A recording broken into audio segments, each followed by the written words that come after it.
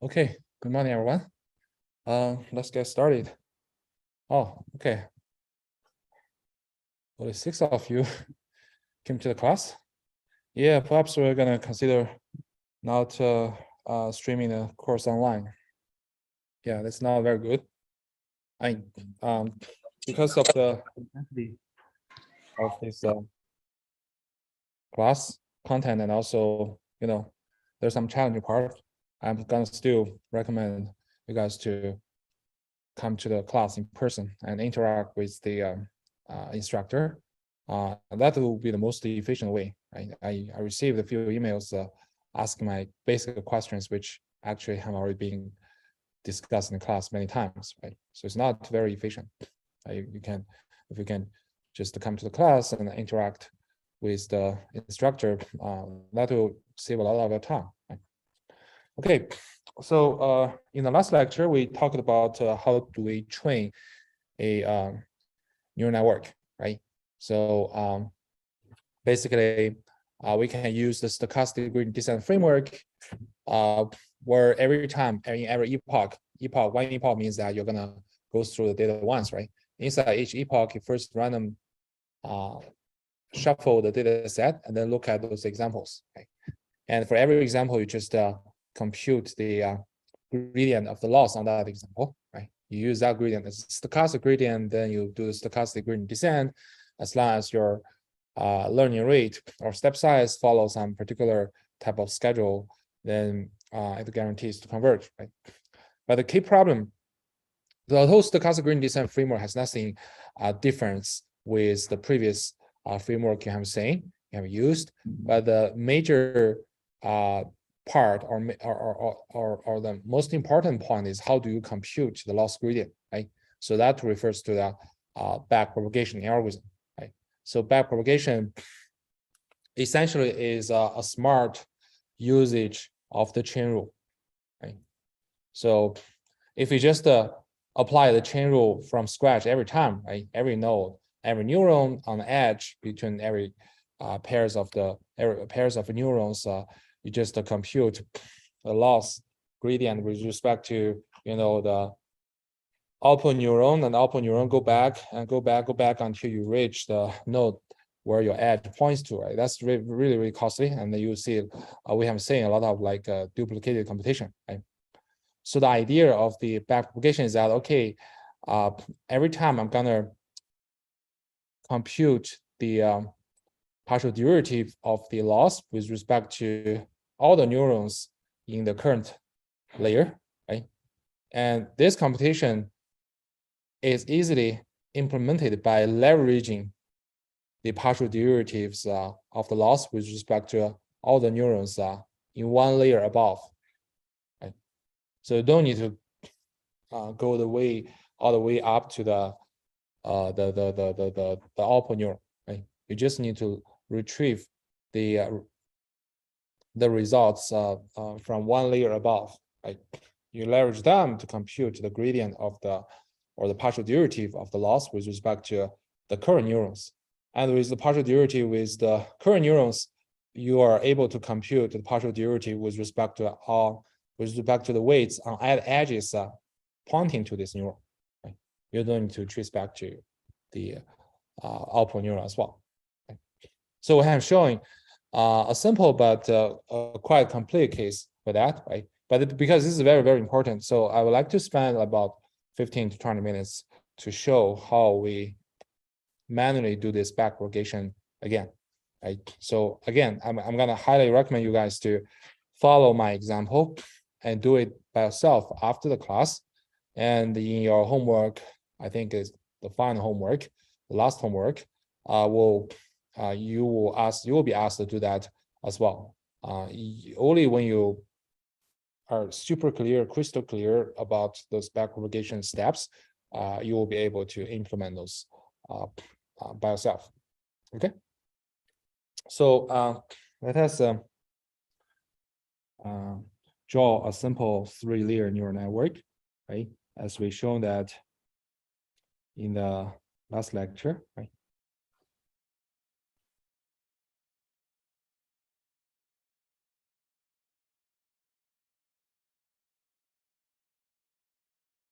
So the top layer is actually the output layer, denoted by Y. Then the bottom layer is the input layer, we denote them by x0, x1, x2, meaning that you are 3 input features, right? In the middle layer, we have 2 hidden layers, right? We denote the node for the first hidden layer by z01, z11, z21, right? So superscript index is the layer number, right? The subscript index is the neurons, yeah. And also the layer 2, so z02, z12, z22, right? So this is a layer 0, this is a layer 1, this is layer 2, and output neuron is in layer 3, right? So we assume that we're assuming that they are fully connected, meaning that every neuron in each layer connects to every neuron in the next layer, right?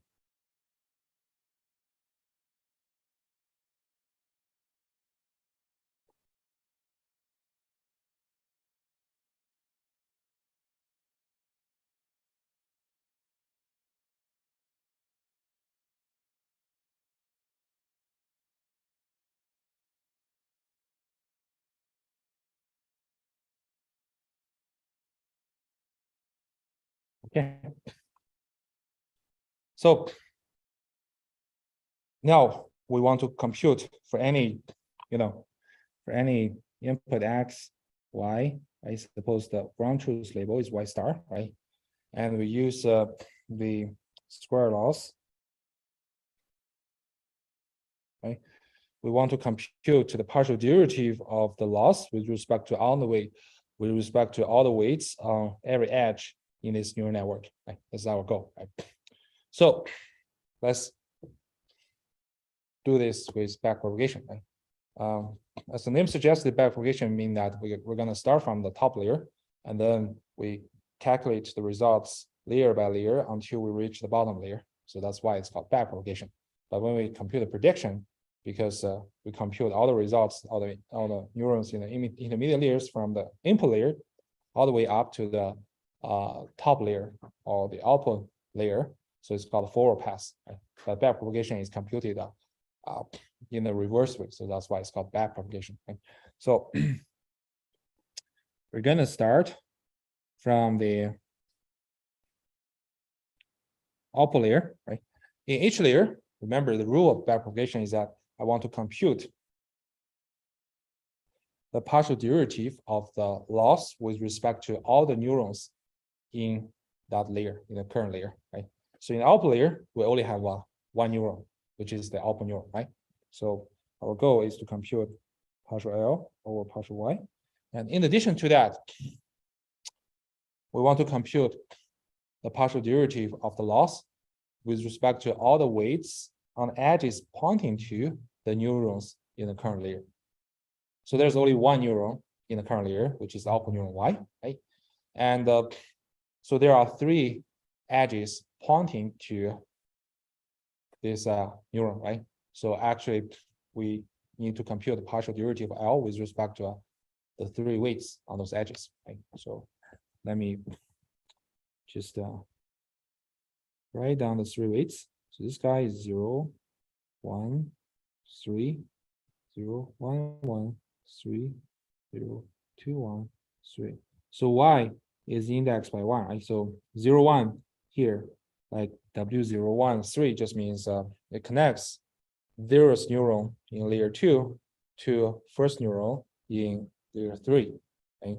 And the superscript indexes the target layer, which is layer 3, right? Similarly, W113 is on the edge connecting the second neuron, the first neuron,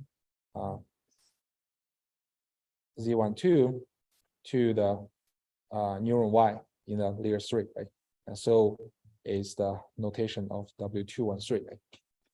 So that means we want to compute partial L over partial W013, partial L over partial W113, partial L over partial W213. everyone is good about this setting, right? Okay, so now let us do this, right? So we first compute the partial derivative of loss with respect to neuron. There's only one neuron in layer 3, so it's a partial L or partial Y. So doing this is straightforward, right? Because the loss itself is a direct function of the alpha neuron. So just do it, right? And here it's just Y minus Y star, right? And then let's see, when we know the partial derivative with respect to the neuron, how do we compute the partial derivative with respect to weights on edges pointing to that neuron? So it's actually quite straightforward. So let's look at the first one, partial L over partial W0, 3. What's this?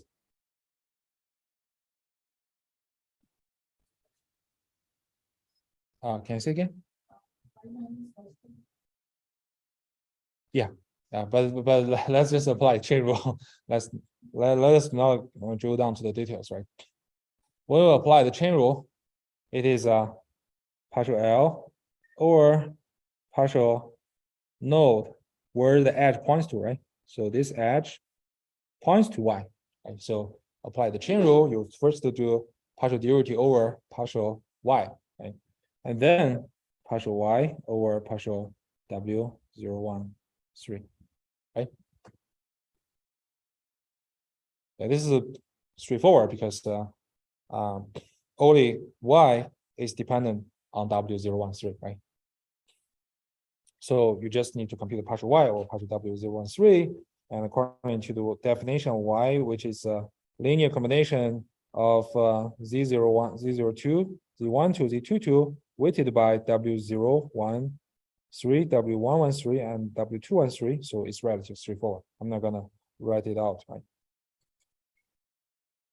So similarly, you can compute partial L over partial W113, right? What's that? Apply chain rule, right? So you don't need to come out to the final result. Just have a sense that you're going to apply the chain rule, right? So you look at the target node, this edge points to, which is Y, right? So you first read out partial L over partial Y, right? Partial L over the partial the ending node that the edge points to, right? And then calculate partial Y, the ending node, over this edge weight 113. Similarly, partial L over partial W213 equals to partial L over partial Y, or partial Y over partial W213, right? So you can see that actually the computation of all three weights, for all the three weights, will share the same partial derivative, partial L over partial Y. That is the partial derivative with respect to the target node those edges point to, right? So that's why we should first compute and catch partial L or partial Y to avoid any redundant computation, right? And then you just need to compute partial Y over partial of each weight, right? Those are something new, right? You have to compute from scratch. Any question? Assume everyone is comfortable, right? Okay, so we'll finish the step 1, where we have computed a partial derivative of the loss with respect to all the neurons in layer 3, and partial derivative with respect to all the weights on edges pointing to the neurons in layer 3. And there's only one neuron in layer 3, it's Y, so there's not too much workload, right? So now we move to step 2, right? In step 2, we're gonna move the layer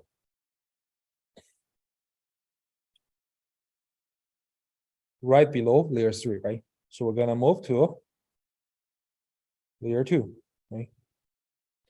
So what is our goal in layer 2?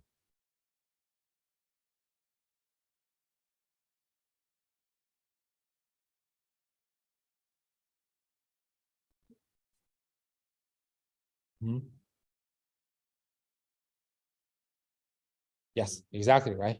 So the goal actually for each layer is the same. You want to compute the partial derivative of loss with respect to all the neurons or nodes in that layer, and also partial derivative with respect to all the weights on the edges pointing to the neurons in that layer, right? So basically, we want to compute partial L over partial, but here we have 3 neurons in layer 2, right? So we got to compute partial L over partial Z02, partial L over partial Z12, partial L over partial Z22, right? And then in addition to that, we want to compute the partial derivative of L. I'm going to use another color. Or partial every weight on edges pointing to the neurons in layer 2, right? So you can see there are many neurons here, right? There are actually 9 neurons, nine weights, because it's 9 edges. All the neurons in layer 1 will connect to layer every neuron in the layer 2. So there will be 9 edges that correspond 9 weights. Right? So I'm not gonna list them all. I just index them as partial L or partial W2 Mn. So M, N, they belong to 0, 1, 2, right? Which index the neurons in layer 1 and layer 2. So, and how do we achieve this goal? Right? How do we finish the computing in step 2? We're gonna leverage the results which have already obtained in S1, meaning that we're gonna leverage the partial derivative with respect to the neurons in layer 3, which is with respect to Y. Right? So let's see how can we do that. So partial L, switch back to partial L over partial Z 02.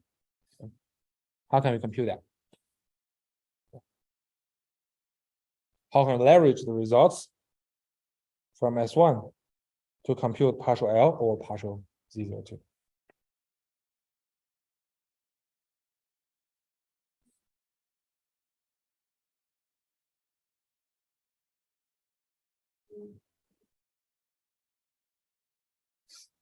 Yes, exactly, right? So just to look at graphically, right?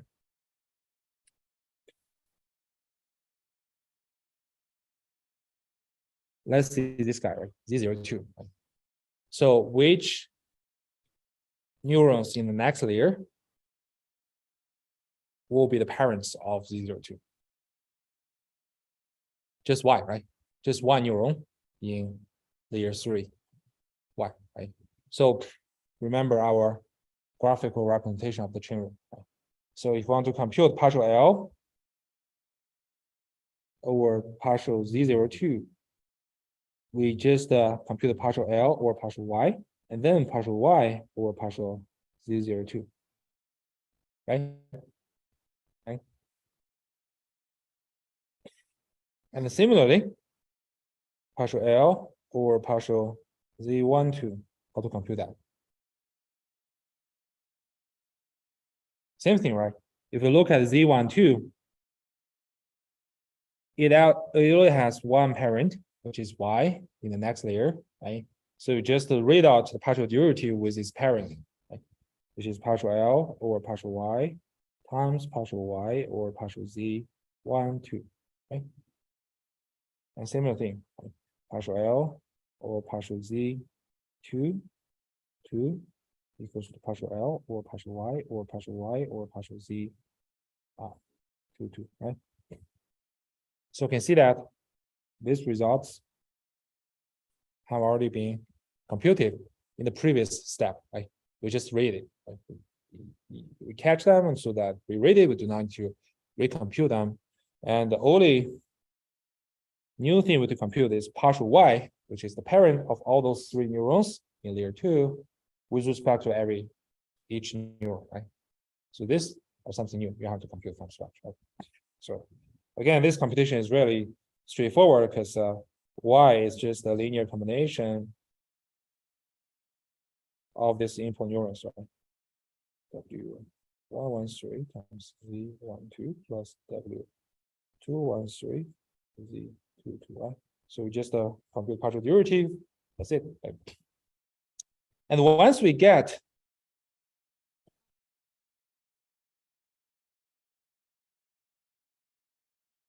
the partial derivative with respect to all the neurons in the current layer, right? We can then use those results to compute the partial derivative with respect to every weight on the edges pointing to those neurons, right? Right. So, for example, let us look at the edge here, right? So the edge here, right? Connecting from Z01 to Z12, right? So its weight is denoted by 0, 1, 2, right? So how do we compute partial L over partial W, 0, 1, 2?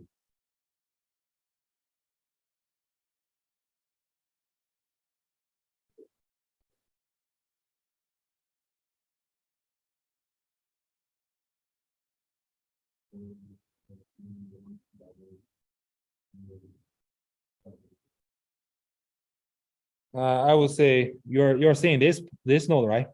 This is Z12, it's not Z01. Yeah. Yeah. Yeah, yeah. Yes. Yes. Yes, exactly.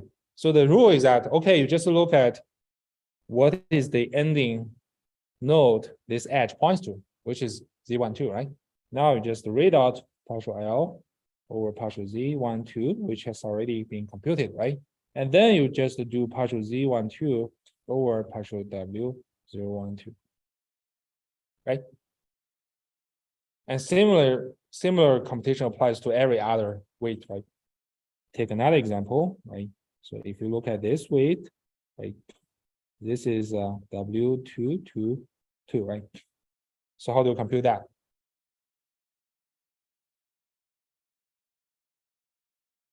How do you compute that?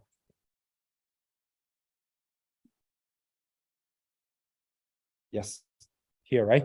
The ending node Z22, just read out partial L over partial Z22, and then you do partial Z22 over partial W222, right? So you can see that those results are just computed, right? They're there. You have to catch that. So all you need to do like partial derivative of its ending node over partial derivative of the weight itself. So it's a straightforward.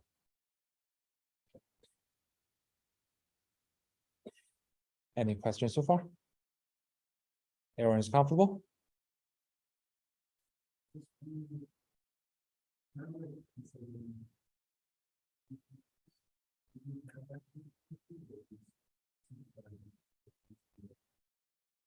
Oh, you want me to show the activation function? I think you should be able to figure it by yourself. I want to give you the algorithm steps of doing that, right? But of course, if you want to do this, right? If you want to look at how do you compute that, of course, you need to consider activation function. But by the way, we can take a look as one example, like Z12, right? So according to our definition, you need to first do a linear combination of the incoming neurons, right? And do a nonlinear activation function. So for Z12, I mean this guy, right?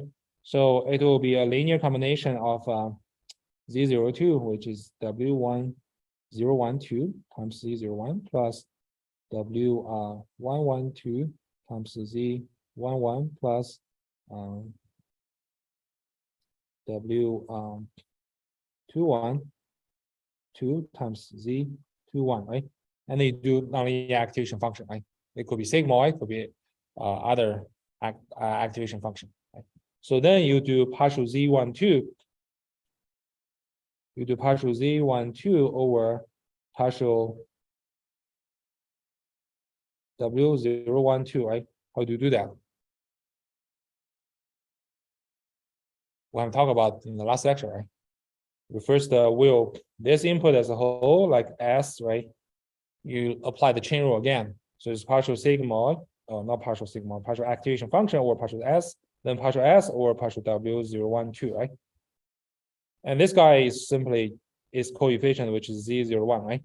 But this guy is up to what particular activation function you use. Right? If the sigmoid, it's just sigmoid times 1 minus sigmoid, right? If it is other like tanh, well, you have to do it by yourself, right? Any other question? Everyone's comfortable, right? Let's just do this mechanically because I really want to I really ever want to know these algorithm steps, although you really don't need to calculate numbers, right? But your implementation, your algorithm will have to do that, right? You need to let them know what you need to compute and how to compute in every step. Okay, so we have finished step 2, where again, we finish our goal to compute the partial derivative with respect to all the neurons in this layer. And also, we use this result to further compute the partial derivative with respect to all the weights on edges pointing to these neurons, which you have 9 weights. Right? We finished the step 2. Now we go to step 3. Right? In step 3, we continue to move 1 layer backward. Right? So we move to layer 1. Right? So again, our goal in step 3 is to compute the partial derivative of the loss with respect to all the neurons in the current layer, which includes partial L over partial Z01, partial L over partial Z11, partial L over partial Z21. In addition to that, we want to compute the partial derivative of loss with respect to all the weights on the edges pointing to the neurons in layer 1. That means you need to compute the partial derivative on the edge weights here, right? You still have 9 edge weights, right? Which are on the edges connecting neurons in layer 0 to layer 1.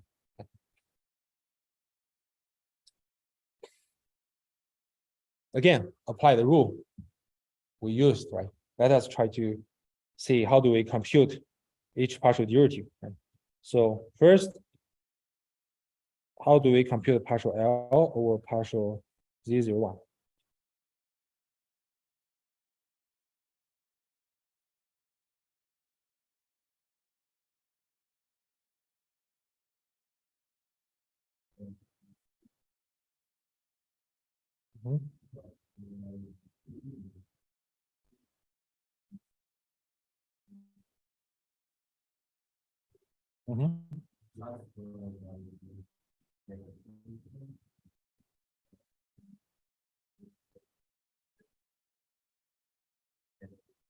Yes, exactly. Perfect. So we just apply the rule, right? So here we want to compute the partial derivative with respect to Z01, right? Of course, we want to leverage the results from the previous step. Right? How can we do that? We look at how many parents Z01 have. How many? 3, right? So starting from Z01, it has 3 edges pointing to the neurons in the next layer, Z02, Z12, Z22, right? So that means we're gonna read out the partial derivative with respect to every parent node, and then multiply the partial derivative of the parent node with respect to my parent node, right? And we just add them together. So here, it will be just partial L over partial Z02 times partial Z02 over partial Z01, right? And then this is just finish the computation for 1 parent, right? The second parent, which is in the middle, partial L over partial Z12 times partial Z12 over partial Z01. And then the third one is on the right, which is partial L. Sorry. Which is partial L over partial Z22 times partial Z22 over partial Z 01. Right? So we can see that this guy, this guy, this guy have already been computed, right? We don't need to recompute, we just read out the cached results in the previous step, right? What we need to do is just compute the partial derivative of each parent of Z01 with respect to Z01, right? So this is something new, right? You have to compute. Then you got partial L over partial Z01. And similarly, we can compute partial L over partial Z11. Right? Can anyone just tell me the formula? It's a bit tedious, but it's really straightforward, right? Okay. Anyone? Mm-hmm. Mm-hmm. Mm-hmm. Mm-hmm. Mm-hmm.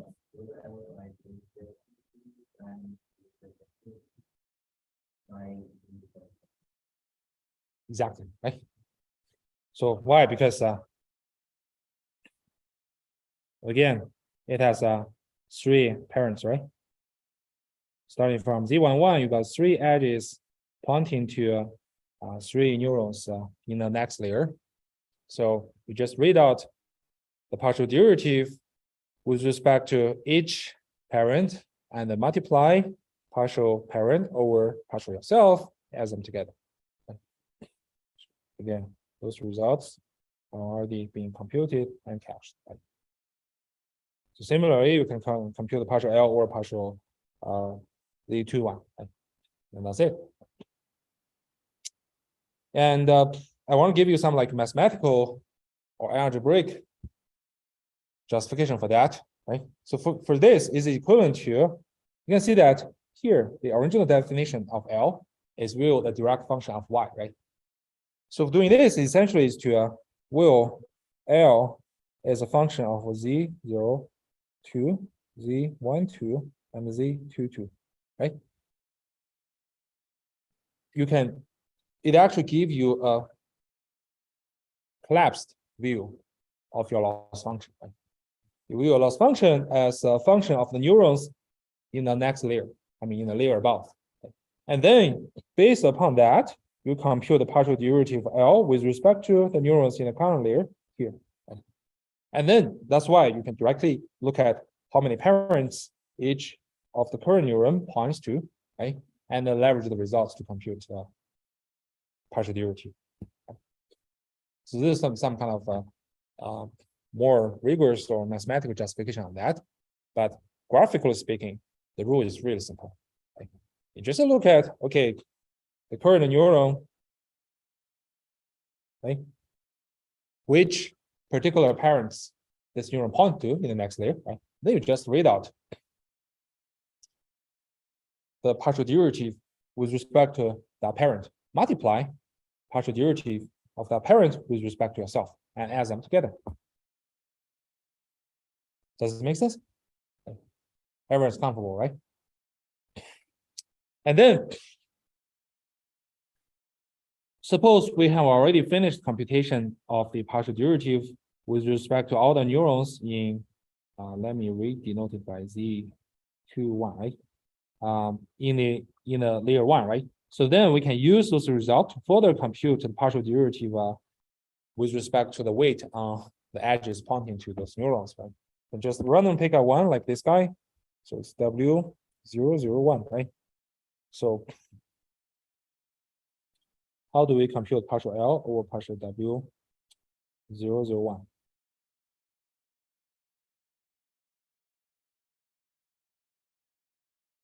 Yes, yes. Just look at, okay, this edge, right? The corresponding edge here, it points to Z01. So you just read out partial L over its node 22 partial L over partial Z01. It's already there, right? Then you just do partial z01 over partial w001. And similarly, for all the edges pointing to z01, right? So for this, for example, for this guy, w101, right? You want to compute that, you again read out partial L over partial z01. Then you do partial z01 over partial w101, right? So the share one intermediate results, right? Because their parent or the target node is the same. And then you can just compute every the partial derivative with respect to every weight on the edges pointing to z01, z11, and z21. And then we'll finish the step 3. Any questions so far? Everyone's comfortable, right? Yeah, if you're comfortable, then it's very easy to implement this, guys. But of course, if you want to implement it efficiently, try to consider merge those computations in terms of matrix and vector form. That will make your implementation a lot of more efficient. But it is totally fine if you just do the loop. It's fine. Okay, we finished the step 3. Now we continue to move one layer below, and then we move to the input layer. That means we have finished our backpropagation computation. Because nothing else needs to be computed in that, right? But in some case, right? In some case, if you want to compute partial L over the input neurons, like partial L or partial 0, partial x0, how do you do that?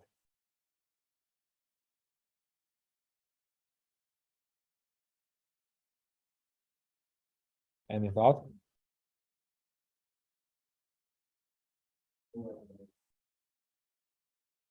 Mm-hmm.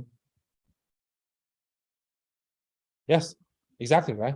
Actually, the same procedure. Yeah, the same procedure. You just look at x0, who is its parents, right?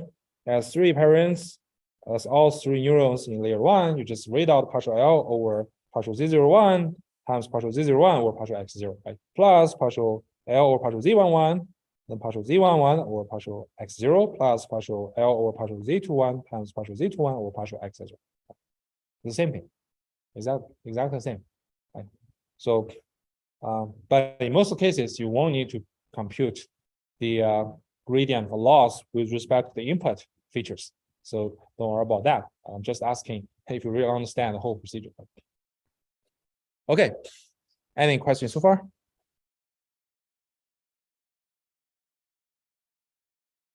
Okay, great.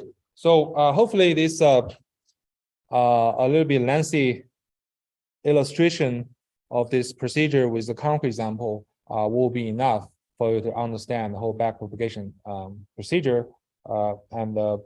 Again, I encourage you to practice it by yourself, right?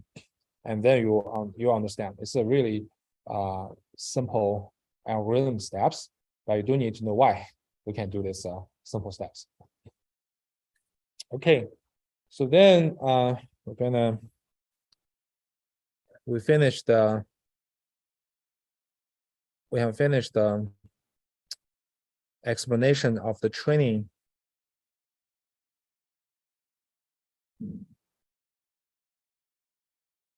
of the neural network.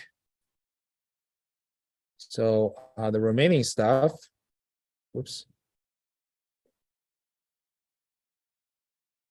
the remaining stuff we want to talk about is how to apply neural network in practice.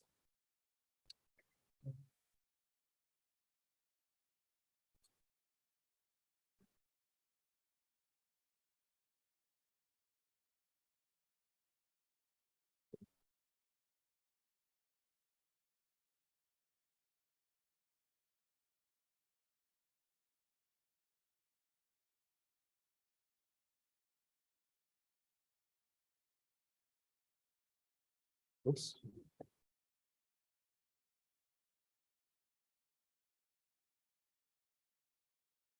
So the major topic about neural network has been finished. So the definition, how do you compute the prediction, and how to conduct training, especially the backpropagation, right?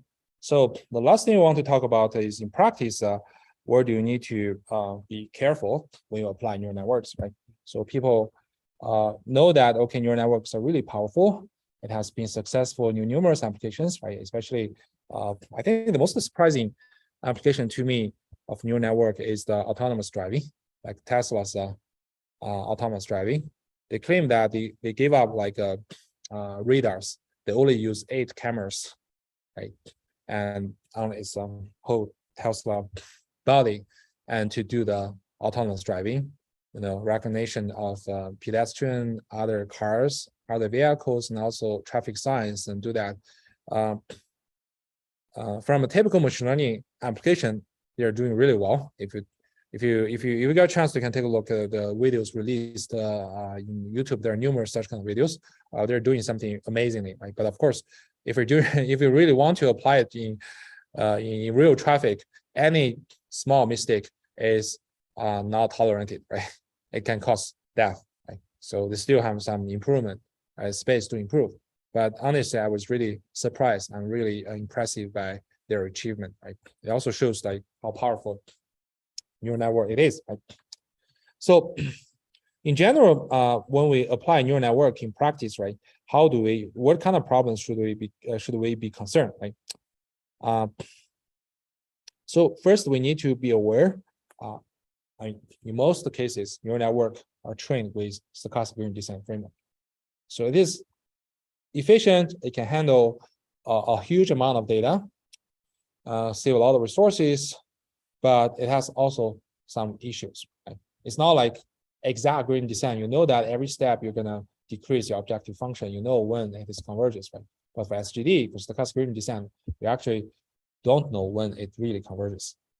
The theory just tells you, okay, with probability 1, or almost surely it will eventually converge. But the theory is proved when the number of steps goes to infinity. So actually, we cannot wait for infinity steps in practice, right?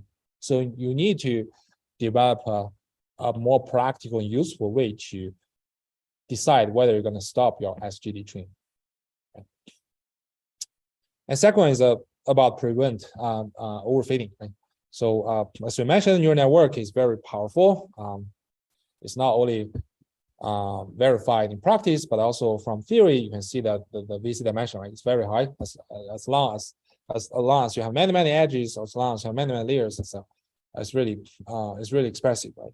But it can bring issues, that is overfitting. Right? Overfitting is not popular in machine learning practice, right? How can we avoid that? And also, how do we choose those hyperparameters? Neural network has a lot of parameters: number of neurons, number of neurons per layer, how many layers, how do you decide activation functions, and how do you connect the different blocks of neural networks, right? Here we just talk about the most straightforward designs. It's called fully connected network. Sometimes it's called multi-layer perception. Sometimes it's called feed-forward, whatever, right? You can assume like every neuron in the next layer will be connected to every neurons in the current layer, right? But in practice, you will see that a lot of other architectures, a lot of weird architectures, and even there are some kind of automatic methods to determine the architectures of neural networks. So it is knowing that the design of architecture is very critical for the final performance. So that relates to how do you decide those hyperparameters. Right? We're going to talk about this choices one by one, right? So first, when we train a neural network, typically we use SGD, right? So we give some kind of metaphor about the behavior SGD. It's like a drunk driver. Right? So you kind of like perturbate a lot, right? And although in theory, if you randomly drive north from random drive south from drive east or northeast, and as long as your step size is choosing smartly, you eventually will arrive at your house, right? But in practice, what you typically observe of the SGD behavior, if you look at how your objective function changes, it will typically like something like that. So it's always perturbating. It's always fluctuating. Right? So it is not like, okay, if you're using gradient descent, right, or any gradient descent, gradient based other exact gradient based optimization like LBFGS or something, you always see something like that. It's very smooth and nicely learning behavior. You can see the objective function kind of converges to some place, right? But for SGD, the table behavior is like this, right? So that means you shouldn't stop at here, right? If there is some like a small rise of your objective function, you shouldn't stop, right?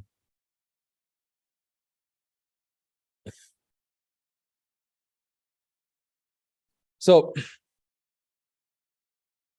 in practice, because you have to deal with a large amount of data, to well train a model, you have to run enough epochs, right? Maybe you have to train tens of thousand epochs. That means you have to see your objective function kind of oscillating for quite a long time.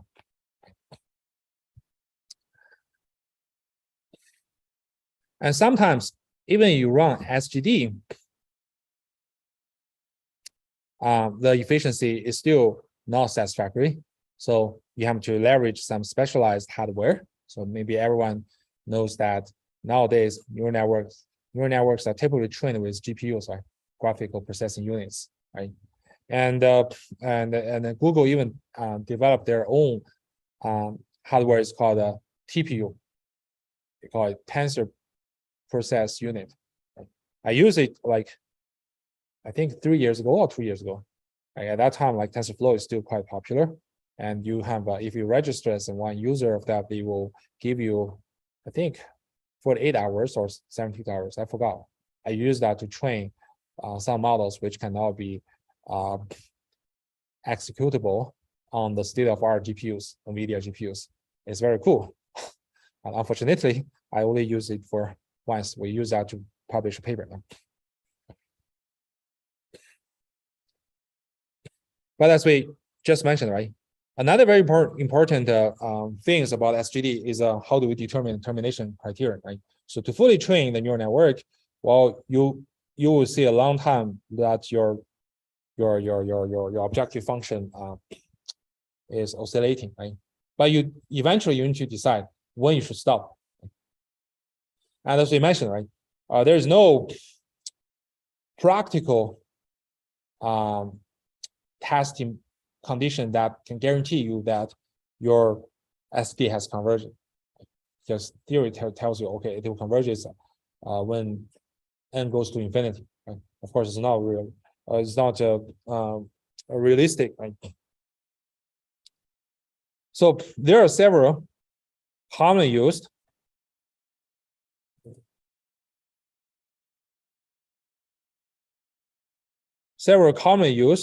criterion to terminate your SGD. The first one is very straightforward. I just said the maximum number of epochs. Of course, this will be a hyperparameter. You need to decide by yourself. Okay? And a second one is more, I would say, smarter. You can set some threshold on the training set error, right? But that wouldn't be useful if your training set is very large, right? If you have a very huge training set, like you have 1 billion training examples, if you want to evaluate the error on the training, you have to test 1 billion examples. Right? That's too costly. So in practice, people usually separate out a validation data set, right? It's called validation data set, right?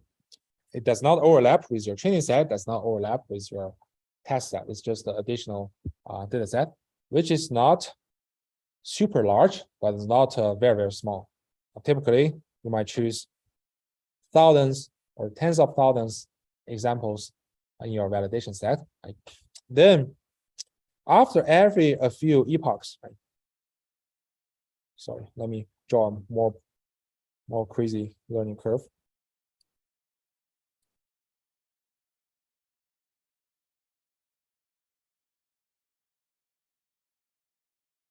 So after a few number of epochs, like every 10 epochs, every 20 epochs, you just test what is your prediction error on this validation data set. Okay. Then we can look at if the performance on the validation data set is still improved. Right? If the validation data set, the error is not decreased, right? So you can keep training. Right? It's not increased, you keep training. Oh. Until at some stage, we'll test your model on this validation data set, the performance increases significantly. The error increases significantly. Then you can stop and you go back to the previous version. Right. So this is the most commonly used approach. It's called early stopping.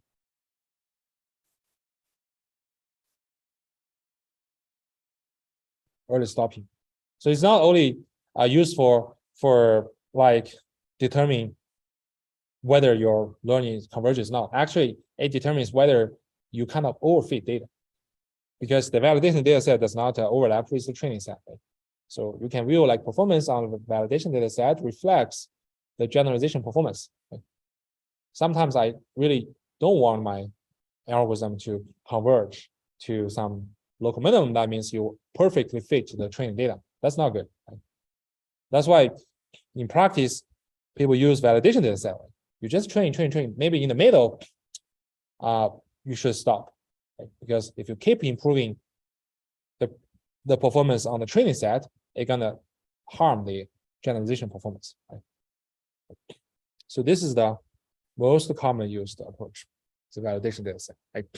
But of course, in many cases, people will simply use number of epochs. They run, this is application dependent, right? They run 100 epochs, 200 epochs, and say, okay, maybe according to my field choice, every time after like 500 epochs, the performance starts to drop. Then I just cut it. I say, okay, I will choose the number of epochs to be 500. Right? And for a new data set for this particular application, I'm going to still use 500 epochs. Does it make sense? Right.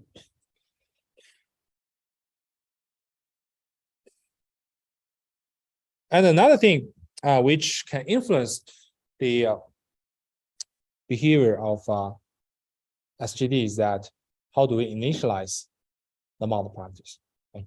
As we mentioned, the loss of the neural network is typically highly non-convex, nonlinear, non-convex. So if you look at the shape of the objective function, it might be something like that.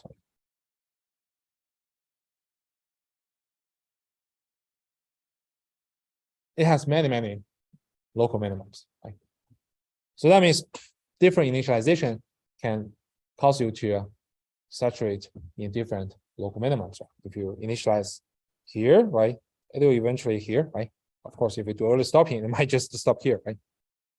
But sometimes we might want to find a good local minimum here, right? So that means if I can find initialization here, it will be better, right?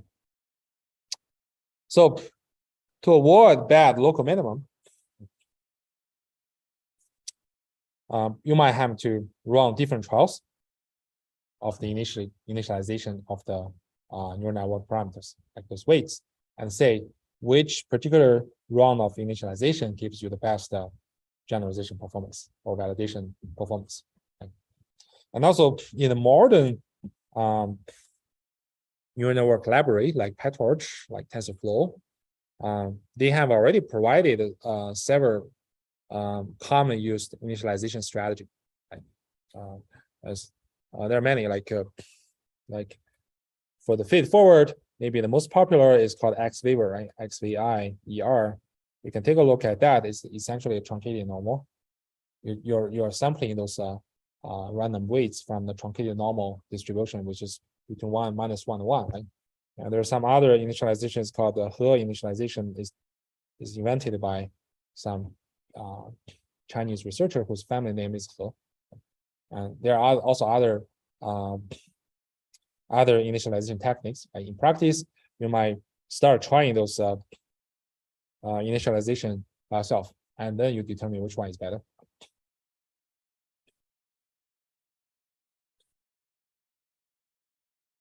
And in neural network, a very important topic or eternal topic is to how to avoid overfitting. And so people have observed numerous times that if you run too many epochs, it may overtrain the network and result in the overfitting. So that's why we often keep a holdout validation set and then test accuracy, say after every epoch, or after a few epochs. Right? Then during every test, right, we're gonna maintain the weights. Right? Then after the total maximum number of epochs of training, you can pick up the one who gives you the version of the parameters who gives you the best performance on the validation data set. And there another way of doing that, right? Someone say, okay, I don't want to lose some training data. I don't want to pick up a fairly amount of data as the validation data so that my training won't be able to use that, right? So then you can retreat to the traditional setting. That is the cross-validation setting we discussed, right? So you can use k-fold cross-validation to determine the average number of epochs that optimize the validation performance, right? So that's kind of like a hyperparameter selection, right? So the number of epochs is actually the hyperparameter, right? You just run k-fold cross-validation to determine what's the best number of epochs. Then after you determine this best hyperparameter, then you use that, and then run your neural network on the entire training set. Right? But this one is really, is much less popular than the early stopping idea we just explained. The reason is simple, because it's costly. Because it's very common, like you use 1 million examples for training. I don't want to partition for 5 folds, and then every time I use almost 1 million for training and testing, and do the average and look at this, just to evaluate one number, right? And I might have like 100 possible choices of epoch numbers. That's too crazy. Right? Okay, so any questions so far? I assume this is much easier than backpropagation. Just some like practical experience. Okay, the last thing about this we want to introduce is a very interesting idea. It's called dropout training. It was proposed by Jeffrey Hinton in 2012 as very well-known technique, very simple but very effective, and it's said to be, I think, 2 years ago. It said that Google tried to file Dropout as their patent. They don't allow other companies to use Dropout, and there was incurred a lot of protest, right? And a lot of researchers saying this is not moral, right? So what is Dropout? Very simple. So during training, remember, every time we randomly pick up one example, we calculate loss, we use backpropagation to calculate gradient, right? So when you compute the loss, right? Sorry, this is the input, right? During the forward pass, dropout means that for every layer, you use one particular probability to preempt some neurons or kill some nodes. Okay. So for example, in one layer, you might have like 0.3 probability to determine whether a neuron should be thrown out or killed, or should be reserved. Right? So it's just like a toss a coin. Right? You have some probability to see the heads up or tail up. Right? If it's heads up, then you kill this neuron or kick it out. Right? If it's still up, you preserve it. Right? So in that sense, that after this, you're doing this coin tossing procedure, you only have a part of neurons preserved in computing the results. Right? And then you use these results, you aggregate results to compute the neurons in the next layer, but then you toss your coin again and to kill a bunch of neurons in the next layer. You do it again until you reach the output neuron, and you give your prediction. Right? to give a prediction. So you can see that in this forward pass procedure, it actually preempt quite quite amount of neurons in the whole network, right? And then in the back propagation, you just back propagate to this preserved neurons and update the weights connecting on the edges connecting these preserved neurons. So you finish one update. Right? And now next, we're going to sample another example or another mini batch of example. Right? And you need to compute, you need to do the forward pass to compute loss again, right? Now you repeat this procedure because this is random, right? And last time, maybe the first neuron, the first layer was killed. But this time, maybe the first neuron in the first layer was preserved, but the second neuron was killed. Right? So you do this random tossing, coin tossing procedure again. You're going to kill another bunch of neurons this time to compute the final output. And then you back propagate over the preserved neurons to update the corresponding weights. Okay. So just to do it again and again until the maximum number of epochs are done or whatever stopping criterion you have set. You finish the training. And then in a testing procedure, you do not kill any neurons. You use all the neurons. Altogether, you do it like you have a complete neural network, you do the prediction. And that's it. This is called dropout. Why it's called dropout? Because every time you're gonna randomly drop out some neurons in each layer. So it's kind of intuitive solution to avoid overfitting because you kind of like intentionally or randomly drop a bunch of parameters in your network every time you update, right? And finally, you're gonna pick up all the missed neurons or kicked out neurons together to do the computation. So people have shown that the final result or final prediction, right, has some kind of model averaging effect. Right?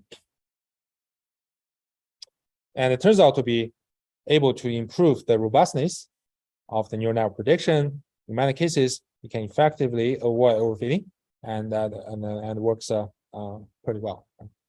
So, any question regarding the dropout?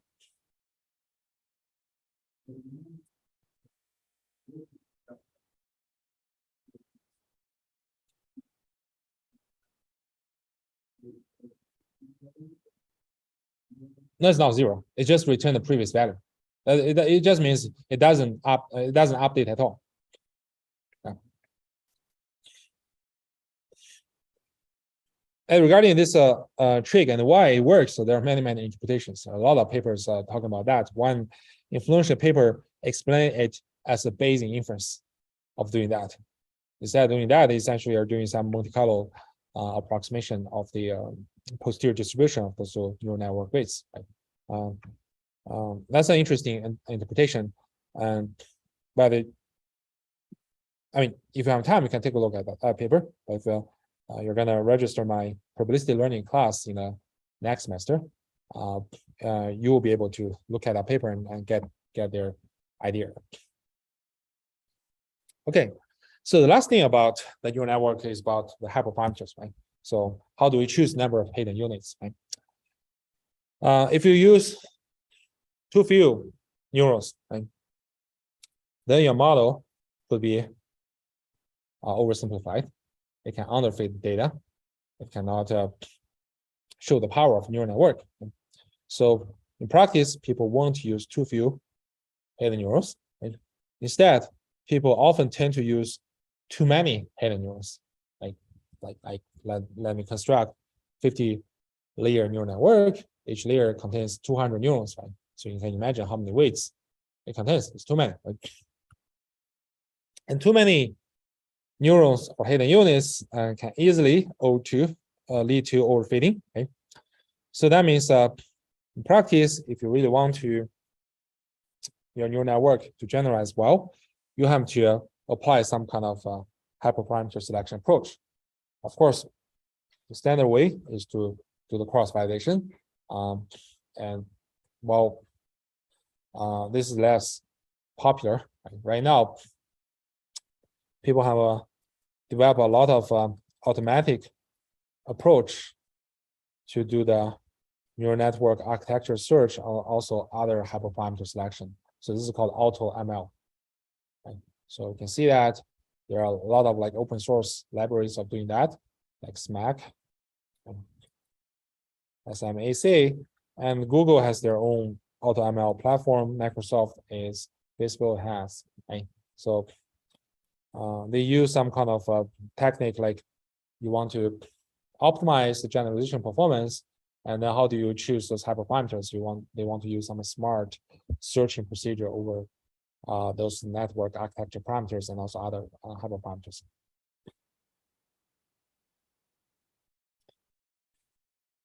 Okay, so far about neural networks, we have explained the definition of neural networks, typically with straightforward network, fully connected network, and we talk about its expressivity. It can approximate arbitrary function, nearly arbitrary function, if that function is continuous, right? And we talk about how do we train a neural network, and we put our focus on the fundamental algorithms called backpropagation, right? Although in the future, if in your job you want to do some neural network training, you may not need to implement backpropagation by yourself, right? But because our class is the fundamental class, it's an entry-level class, we request everybody to understand what's the idea of the backpropagation. Itself is a very fast moving and a very big area, right? So many new algorithms and tricks for learning have been developed every year, right? So if you look at the papers published in NeuralNIPS, SML, SAR, those major top venues in machine learning area, you see that right now neural networks are dominant topic in machine learning, right? So that means a lot of papers, tons of papers published every year talk about how to better train neural network, how to better adjust neural network to different tasks, right? So they're including like different stochastic gradient descent algorithms, right?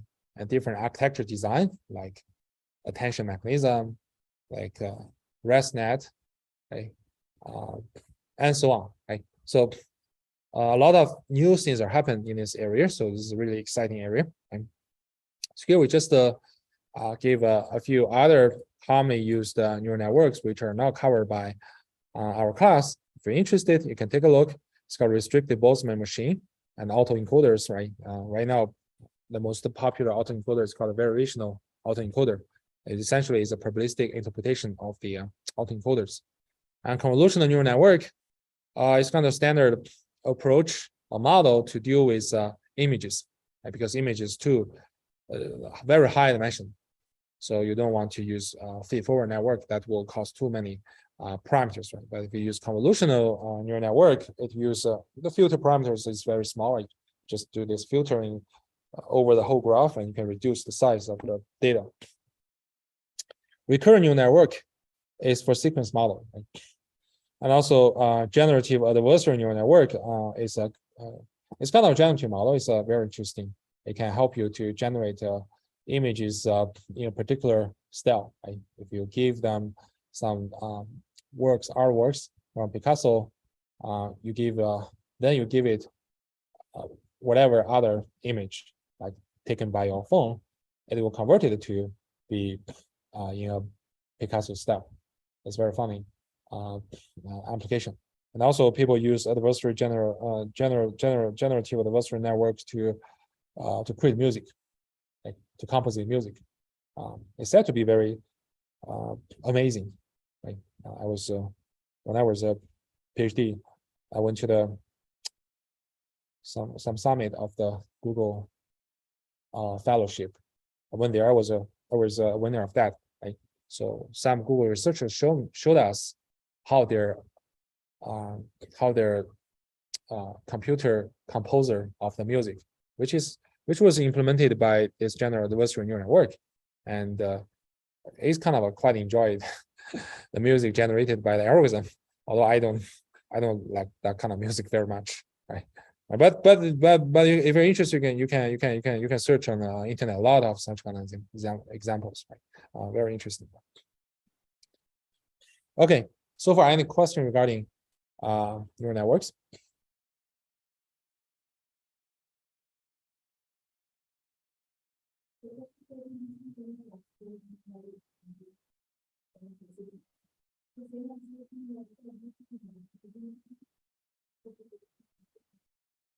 No, you won't see that.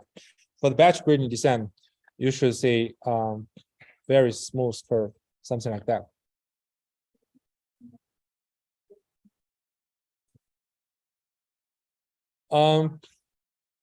Yeah, it's not convex, it's fine. Like for example, this is your objective function, right? And you start from here and eventually converge here. That's fine. But when you observe the curve, learning curve, meaning that along with the number of the updates, how your objective function varies, right? So you still see a smooth curve like that. It won't give you like perturbation like that. So if it happens, then there must be something wrong with your implementation of batch gradient descent. Perhaps it's because your step size is chosen too big. If it's small enough, it will guarantee you to decrease you have your objective function decrease every time. That's why you can see the smoothness. But for stochastic gradient descent, it is kind of random perturbation.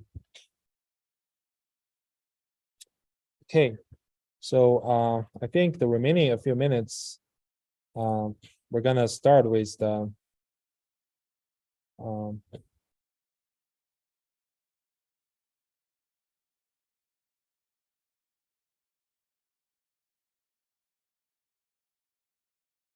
okay, I guess my let us talk about two more minutes about Bayesian learning because my laptop is running out of battery.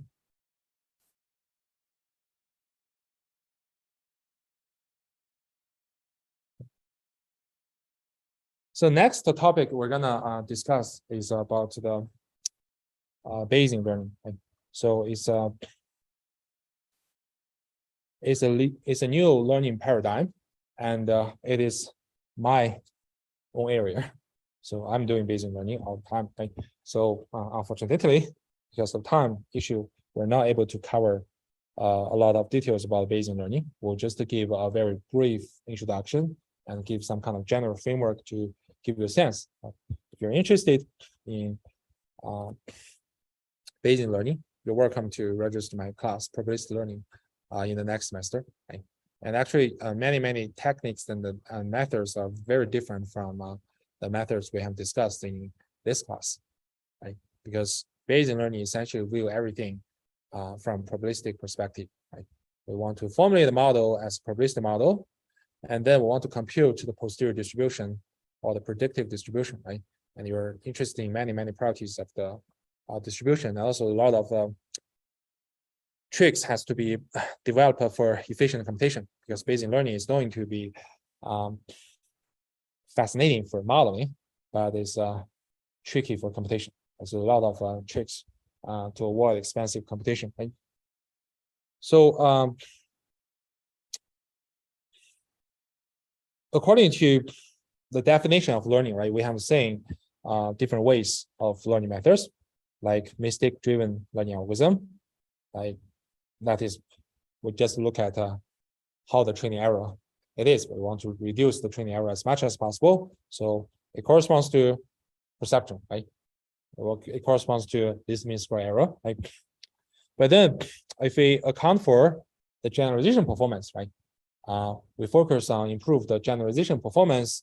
Then another learning principle is called pack learnability, tells us we should look at some bound of the generalization performance, which can be derived based upon your training error and some model complexity and other parameters, right? So if you want to minimize the generalization error bound, and then it is reduced to another type of learning approach like SVM, right?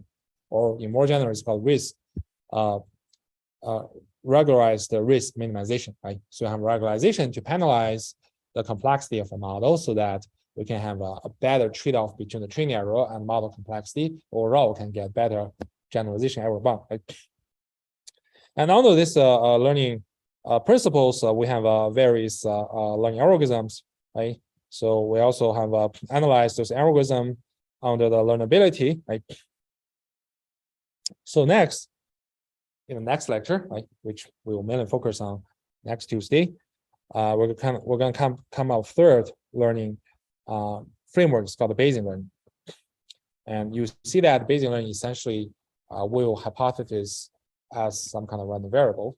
You have some distribution over the hypothesis space, and the whole searching procedure is built to find out the hypothesis, given the data, which one is most likely to be the best hypothesis, right?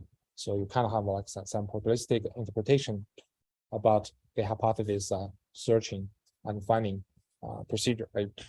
And then we're gonna introduce two algorithms. One is called logistic regression. The other is called naive Bayes, right? So logistic regression is very similar to least mean square regression, except that we regress some probability and now regress the direct output.